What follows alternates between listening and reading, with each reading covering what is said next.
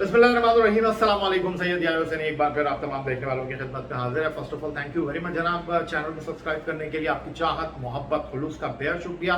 पाकिस्तान के दौरे पर 24 साल के बाद ऑस्ट्रेलिया की क्रिकेट टीम और पैट कमिंस की क़यादत में नेशनल स्टेडियम कराची, जहां पाकिस्तान और ऑस्ट्रेलिया की क्रिकेट टीमों के दरमियान 3 टेस्ट पर मुश्तमिल सीरीज का दूसरा टेस्ट मैच दूसरे दिन अपना खेल मुकम्मल कर चुका है। और पाकिस्तान ऑस्ट्रेलिया की इस 3 टेस्ट पर मुश्तमिल सीरीज, जो कि आईसीसी टेस्ट चैंपियनशिप का पार्ट है, बेनो कादिर ट्रॉफी का इसको नाम दिया गया है। और पाकिस्तान और ऑस्ट्रेलिया के दरमियान इस दूसरे टेस्ट मैच के दूसरे दिन भी जो है वो बड़ी तादाद में नेशनल स्टेडियम कराची में तमाशाई जो है वो मौजूद थे इस टेस्ट मैच को देखने के लिए।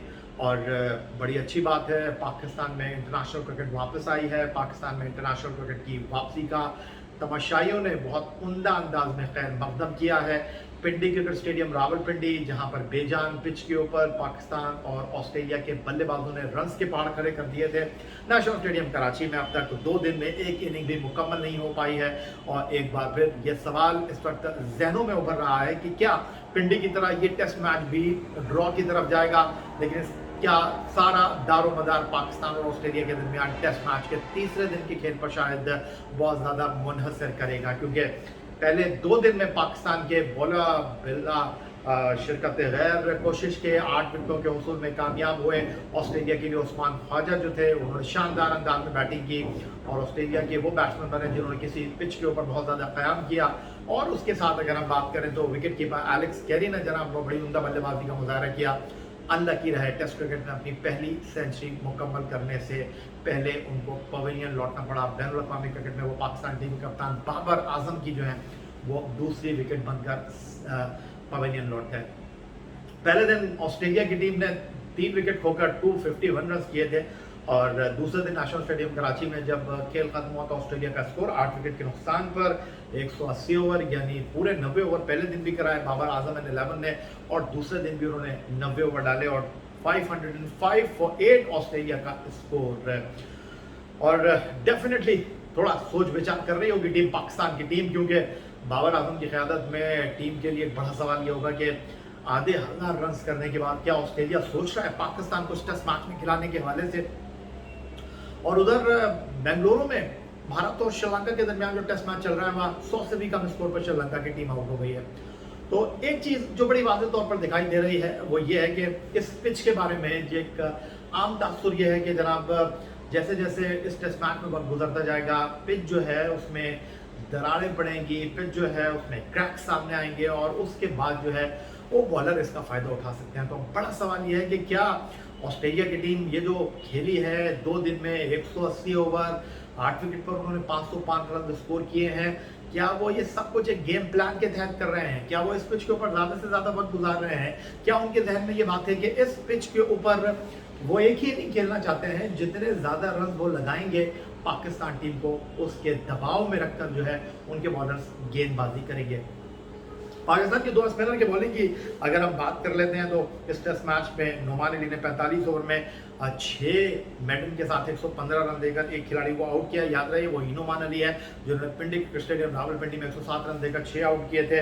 साजिद खान को जनाब छक्के भी लगे, एलेक्स कैरी ने उनको मारे। 54 ओवर में 10 मेडन और 151 रन देकर वो 2 विकेटों के हुसूल में कामयाब रहे। ऑन द अदर साइड अगर पाकिस्तान के फास्ट बॉलर की बात करते हैं तो शाहीन शाह अफरीदी ने 85 रन दिए अपने 30 ओवर में। विकेटलेस रहे हसन अली जिनकी टीम में वापसी हुई है नसीम शाह की जगह, उन्होंने 24 ओवर डाले 67 रन दिए, 1 विकेट के हुसूल में कामयाब रहे। फ़हीम अशरफ जिनको इफ्तिखार की जगह टीम में शामिल किया गया है कामयाब रहे हैं, एक बड़ा शानदार उन्होंने कैच किया स्टीव स्मिथ का सेकंड स्लिप में, और उसके बाद 2 विकेटों के हुसूल में वो कामयाब रहे हैं। कल उन्होंने वार्नर को आउट किया था, आज उन्होंने जनाब नेथन लियोन की विकेट हासिल की। उन्होंने 21 ओवर में 55 रन देकर ये 2 विकेटों का हसूल अपने लिए यकीनी बनाया। पाकिस्तान के जो तीसरे कामयाब बॉलर हैं, चौथे कामयाब 5वें कामयाब बॉलर जो हैं वो कप्तान बाबर आजम है, क्योंकि हसन, फ़हीम अशरफ, साजिद एंड नोमान विकेट के हसूल में कामयाब रहे, और उसके बाद कप्तान बाबर आजम ने एक खिलाड़ी को आउट किया। 4 over 7 run 1 wicket. 2 over Azhar Ali ने भी डाले, उन्होंने जनाब 10 रन दिए। रिव्यू की अगर हम बात करते हैं तो आज रिव्यू लिए टीम पाकिस्तान ने, लेकिन उन्होंने अपने रिव्यू जो है आज ज़ाया किए और उस्मान ख्वाजा के ऊपर कॉट बिहाइंड की अपील की।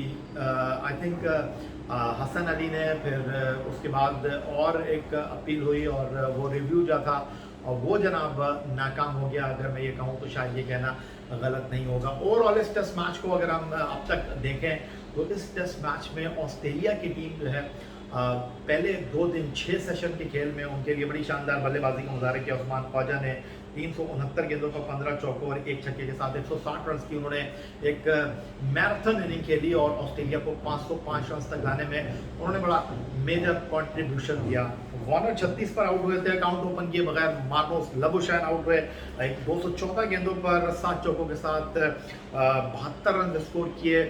फॉर्मर कैप्टन स्टीव स्मिथ ने 38 रन बनाने के बाद नेथन लियोन जो कि नाइट वॉचमैन बल्लेबाजी करने के लिए आउट हुए और 28 रन बनाए। कैमरून गिनी ने 23 रन स्कोर किए। ट्रेविस हेड ने और 159 गेंदों पर 7 चौकों और 2 फलक बोल छक्कों के साथ एलेक्स केनी ने टेस्ट क्रिकेट में अपनी तीसरी सेंचुरी स्कोर की। अनलकी रहे और सिर्फ 3 रन की कमी से जो है वो अपनी टेस्ट क्रिकेट में पहली सेंचुरी नहीं बना सके।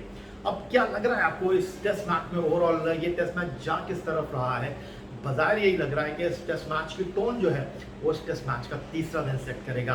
और इस टेस्ट मैच में हमने देखा कि कभी कभी जो बॉल था वो लो रहा साजिद खान का बिलखुसूस, और उसके बाद कमेंटेटर जो थे उन्होंने हैरानगी का इजहार किया कि जनाब इस पिच के ऊपर बॉल जो है पड़ने के बाद एकदम वो कहते हैं ना कि क्रिकेट की इस्तिलाह में सुर्रा बॉल हो गया, बिल्कुल नीचे रहा वो बॉल। उस तरह के 2-3 बॉल गिरते हुए हमें दिखाई दिए हैं। तो एक तरफ अगर पाकिस्तान टीम अपने उसी कॉम्बिनेशन के साथ मैदान में उतरी, जाहिद महमूद को उन्होंने नहीं खिलाया। On the other side Mitchell Swepson को ऑस्ट्रेलिया ने डेब्यू कराया है और अब देखना यह है कि वो किस तरह की बॉलिंग करते हैं। उनको पाकिस्तान के बैट्समैन खेले नहीं हैं। नेथन लियोन को पाकिस्तान के बैट्समैन खेले हैं, वो पिंडी में 1 विकेट के वसूल में कामयाब रहे थे, लेकिन बड़ा उनका एक अच्छा रिकॉर्ड है। फर्स्ट क्लास क्रिकेट में 600+ विकेटें उनके क्रेडिट पर हैं। इंटरनेशनल क्रिकेट में जो टेस्ट क्रिकेट वो खेले हैं 400 से ज़्यादा विकेट हासिल करने में कामयाब रहे हैं। तो अब देखना यह है कि मिचेल स्विप्सन पाकिस्तान के बल्लेबाजों के लिए किस तरह की गेंदबाजी करते हैं। चैलेंज तो होगा टीम पाकिस्तान के लिए, क्योंकि 9 सेशन 3 दिन का खेल है और अभी ऑस्ट्रेलिया के कप्तान पैट कमिंस ने इनिंग का जो है वो डिक्लेरेशन का ऐलान नहीं किया, लेकिन उन्होंने ये भी नहीं कहा कि जनाब वो सुबह आकर इनिंग्स डिक्लेयर नहीं करेंगे। मोस्ट पॉसिबल है कि जनाब कल जब दोनों टीमें मैदान में आएँ तो पैट कमिंस जो है वो इनिंग डिक्लेयर करने का ऐलान कर दें और पाकिस्तान टीम जिसको अभी ये नहीं पता कि उनको बैटिंग करनी है या बाकी मानदा 2 विकेटें उनको ऑस्ट्रेलिया की हासिल करनी है, ये सब कुछ उनके जहन में मौजूद होगा। तो एक मुकमसे की सिचुएशन में डेफिनेटली पैट कमिंस ने रखा होगा। ICC वुमेन्स वर्ल्ड कप में ऑस्ट्रेलिया और न्यूजीलैंड का जो मैच था वो जनाब बड़ा हाई स्कोरिंग मैच था और नेल बैटिंग फिनिश हुई और ऑस्ट्रेलिया की टीम उस मैच में इंग्लैंड के खिलाफ कामयाबी हासिल करने में कामयाब रही है। वेस्ट इंडीज़ के खिलाफ इंग्लैंड को शिकस्त हुई है, अब ऑस्ट्रेलिया से वो हारे हैं। तो अब देखना ये है कि इस वर्ल्ड कप में बहरहाल एक अच्छी टीम है और उनके लिए इस टूर्नामेंट में अभी बहुत ज़्यादा मौके मौजूद हैं इस टूर्नामेंट में अपने आप को खड़ा करने के एतबार से। ओवरऑल अगर हम बात करते हैं पाकिस्तान और ऑस्ट्रेलिया के दरमियान, एक बार फिर मैं यही कहूँगा कि इस टेस्ट मैच का जो तीसरा दिन है वो बहुत ज़्यादा इंपॉर्टेंट होगा।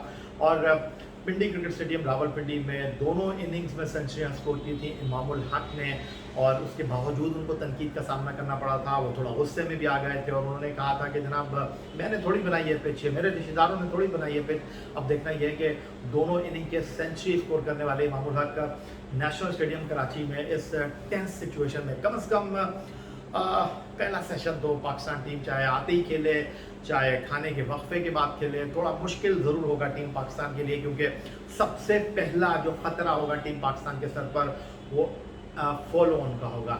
और अब इंटरनेशनल क्रिकेट में अगर हम देखते हैं तो टीमें फॉलो ऑन कम ही कराती हैं, लेकिन अगर फॉलो ऑन हुआ तो फिर भी एक बड़ा स्कोर होगा। तो अब देखना यह है कि ऑस्ट्रेलिया की टीम जिस तरह बल्लेबाजी कर रही है और जिस तरह खासतौर पर मिचेल स्टार्क बैटिंग कर रहे थे, वो लंबे लंबे छक्के लगाने की अहलियत रखते हैं। उन्होंने कहीं चार्ज नहीं किया जाकर, तो कहीं मुझे इस बात का शायबा है कि इस पिच को बहुत ज़्यादा अच्छे अंदाज में रीड किया है टीम ऑस्ट्रेलिया ने, और उनका ख्याल यही है कि इस पिच के ऊपर जैसे जैसे वक्त गुजरता जाएगा बैटिंग करना आसान नहीं होगी।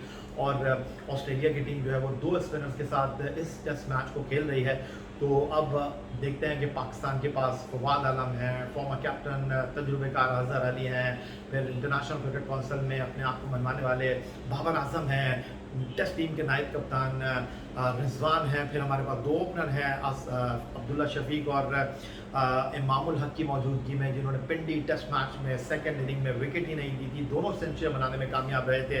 फिर फ़हीम अशरफ की टीम में वापसी हुई है, उन्होंने बड़ी मेजर कंट्रीब्यूशन दी है पिछले टेस्ट मैचों में। तो hope for the best team Pakistan. और टेस्ट मैच का Pakistan Australia national stadium Karachi में तीसरा दिन इंतहाई इंपॉर्टेंट होगा। वो इस टेस्ट मैच के टोन को सेट करेगा। पाकिस्तान के बल्लेबाज सेट होते हैं तो पिंडी की तरह ये टेस्ट मैच ड्रॉ की तरफ जाएगा। अगर ऑस्ट्रेलिया के बॉलर यहाँ पर वो सब कुछ हासिल करने में कामयाब रहते हैं जो पिंडी में उन्होंने हासिल नहीं किया, तो इस टेस्ट मैच में अलार्मिंग सिचुएशन हो सकती है टीम पाकिस्तान के लिए। आपकी राय का इंतजार रहेगा। चैनल को सब्सक्राइब करना मत भूलिएगा। अगली वीडियो तक के लिए इजाजत दीजिए। अल्लाह हाफ़िज़।